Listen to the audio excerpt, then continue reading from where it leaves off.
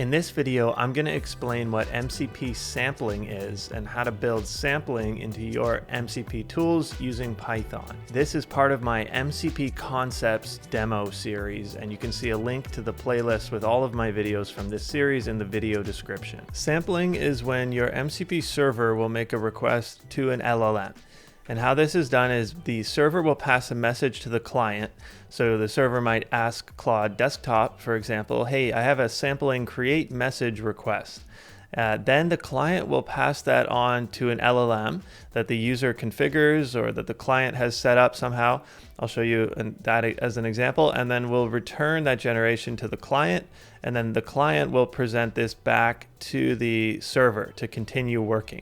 So in this way, the server can access LLMs where the server doesn't need to configure those themselves. They just go to the client and say, hey, whatever LLM you're using or whatever you have set up, can you just run this prompt for me and give me back the answer? And then the server, in this case, can continue processing before returning the final result of whatever tool call that it's making. And this has been around since the first version of the spec. If I go to November 5th, 2024, I can see sampling is still in here as a client feature. And in the latest version, now we have just an additional feature, elicitation, which I spoke about in a previous video linked in that playlist I talked about. Now let's see this as a demo and talk about how to implement it with Python. And if you're learning AI engineering, you should subscribe to my newsletter. You can go to zazencodes.com and you can sign up for free. I have a few bonuses for you if you sign up, and you'll get one email a week like this where you can decide if you're interested in watching that video and learning about this particular topic. Here's the demo. For now, ignore this agent. We're going to focus on this guy right here, this server.py. And this code is all open source in my Zazen Codes Season 2 right here on GitHub. You can download this and check this out yourself. And I'm going to open up Vim and we'll look at this CSV quick plotter server. The purpose of this server, it's just a quick sort of demo server. It's going to take in a CSV file and it's going to create a plot based on the data inside of that CSV. And in order to do that plot creation, it's going to use LLM sampling. And if I look at FastMCP, this is the framework I'm using to build this MCP server. And it's got this FastMCP object that I'm instantiating in order to get MCP here. And then this guy is how I'll define tools. I sort of take this server, very similar to FastAPI. And okay, so this is the tool that I'm defining, and we're going to demonstrate now. It's called Analyze CSV and Plot. It's got CSV path, which is a string, and then it's got this context object. And this thing is dynamically injected from FastMCP. It's not something that the user is going to see. We're not going to see this or be able to set this when we're calling this function. This is like a thing that FastMCP provides, and down here is where I'm doing the sampling.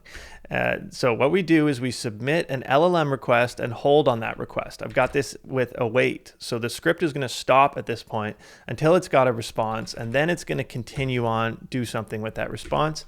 But this sampling request itself has a user prompt, like a message, a system prompt, and you can set max tokens and temperature. And there's other things that we can do through the FastMCP implementation with this. And if I go back to user prompt, that's going to be this guy right here. So we're dynamically generating some prompt, something to evaluate. And the idea is with sampling, like this is going to depend on what's come before this in the workflow. And so in this case, I want to profile some data. So I've done some data profiling up here. I'm reading a CSV and I'm calling this profile data frame, which does this thing, which kind of like gets the shape of the data and some example of the data and summaries and stuff. And so based on this profile, I wanted to create a chart. So I come down here and I'm like, write Python that builds stuff, and then I'm going to execute that stuff. So I go from response, I find some code, and I'm going to execute this. The number of times that I've executed arbitrary LLM generated code on this channel is getting ridiculous, but it's just so cool to me. It's such a cool use case. And so I compile it, whatever, use this compile command, and then I exec it right here. So this is generally dangerous and bad practice, but we're doing this for a fun demonstration. So it's fine. In order to demonstrate this, I'm going to be using something called FastAgent. This is just an MCP client that supports sampling. It works in the terminal, and it's a little bit tricky to set up. So I thought I'd show you how to do that. This is the README file for like my instructions. So you can try this out yourself. And I'm going to run uvvenv.p, and we're going to install Python 3.13 inside of a virtual environment. So that's just created this venv file right here. And now I can install stuff into that. So if I said uv pip install fast agent MCP, I've been loving UV because it's just super cool. It's super fast. So it installed a bunch of stuff into here. And I can prove that to you. If I look inside of venv, I'll be careful not to show too much. So this is all the libraries. Agent's called MCP agent. So if I see MCP agent, that's the library. So that's what was installed along with all the dependencies for this thing. This here is the script I'm about to run from Fast Agent. I'm not going to go through this. It's out of the scope of this video, but you can see the source code, and I have a different video on Fast Agent if you're interested in using this thing. So I'm going to say uv run agent. This will spin up my agent, and we're gonna start doing some stuff. We're gonna try this tool out. Okay, so it's spun up, and you can see it has access to one MCP server. And I can ask, like, what tools do you have? And this is the tool: quick plot CSV, analyze CSV and plot. It's got a description, and we're going to try to call this tool, and I want to demonstrate the sampling. So hopping back to my README, I can have plot full path to CSV, and the CSV file I want to do is called serial. You can see it right over here. I'm going to just generate some plot, some visualization of all these serials. I want the full path to this object, so I'm going to grab that like this, and I'll just say plot this thing serial.csv. Okay, let me zoom in, make this big so we can see what's going on. It already called this whole thing. It's logging that it's sampling the data. It produced this data profile. And notice how this is going into the sampling agent. Do you see how it's running on Claude 3.5 Haiku down there? But if I go up, this was already worked so fast. Oh my God. Here's what I just said. And the output of the tool, then we first see the initial prompt that I asked. And we can see the model that we're using. It's GPT-5 Mini. Then this is some output from this plotter, from the same thing. Now we're seeing some output, and we're seeing that the assistant requested tool calls. We requested this specific tool request. These are the arguments, and this is the name of the tool over here with Fast Agent. And now we trigger the sampling. And so as this tool is executing, something called a sampling agent spawns down here. So we get this sampling agent starting to work, and this thing's using Claude Haiku. And notice how we were using GPT before, but now we're using Claude Haiku with our sampling agent. And I'll explain why that's the case. And this sampling agent is giving output. This is the prompt that we provided to the agent to execute, to the LLM. So coming down through the prompt, we see a bunch of output from the sampling agent. So this is going to be output that Haiku is providing us. This is from the sampling agent, which is going back to my MCP server. And we generate all of this Python code. The server executes that. And then this line down here is showing the server returning that to the client. So the plotter sends this back to the client, and we see this image content just appear.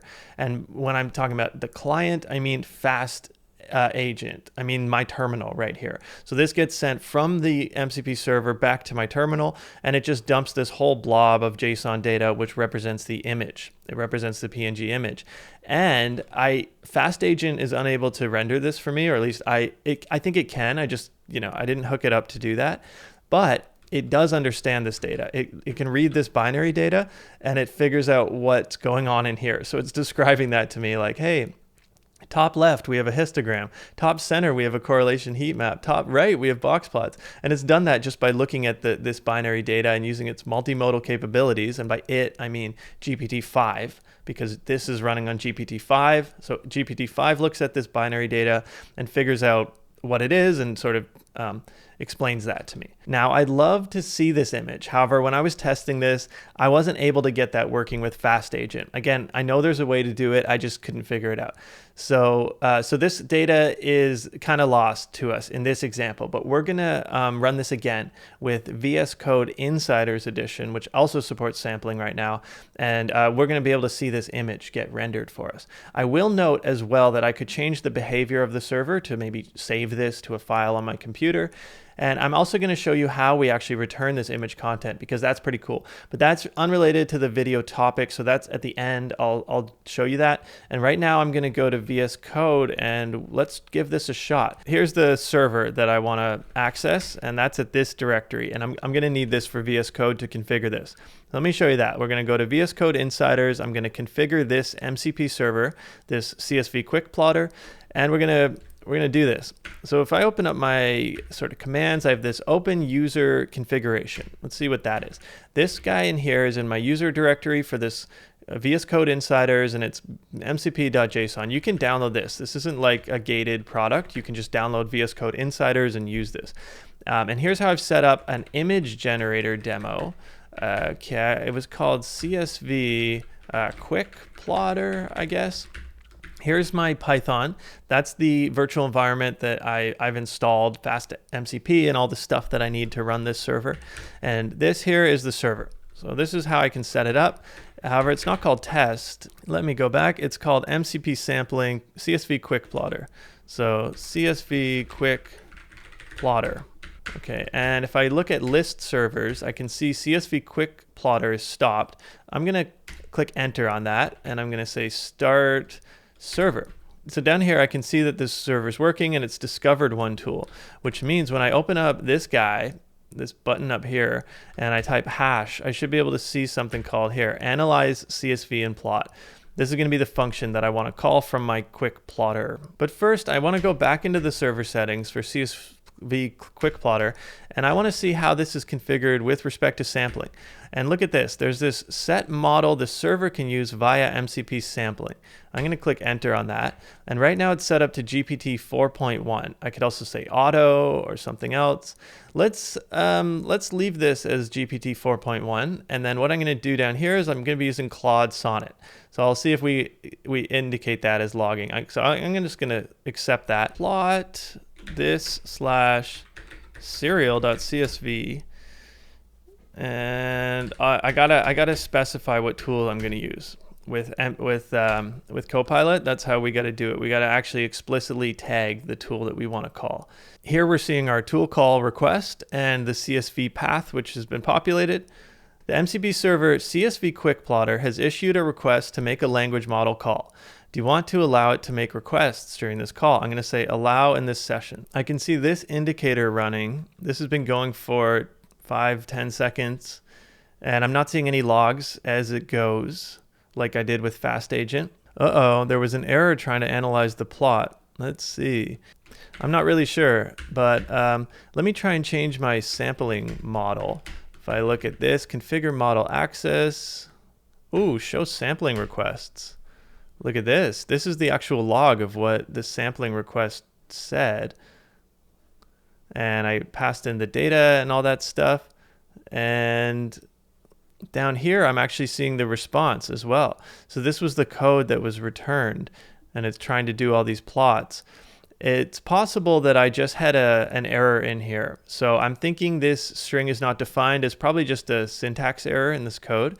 So I want to try this again, but while I'm here, what I'm going to do is try this. I'm going to show list servers down here. I'm going to configure model access to something different. So Sonnet 3.5 is a really good model. I'm going to pick that one instead, and we'll try that out.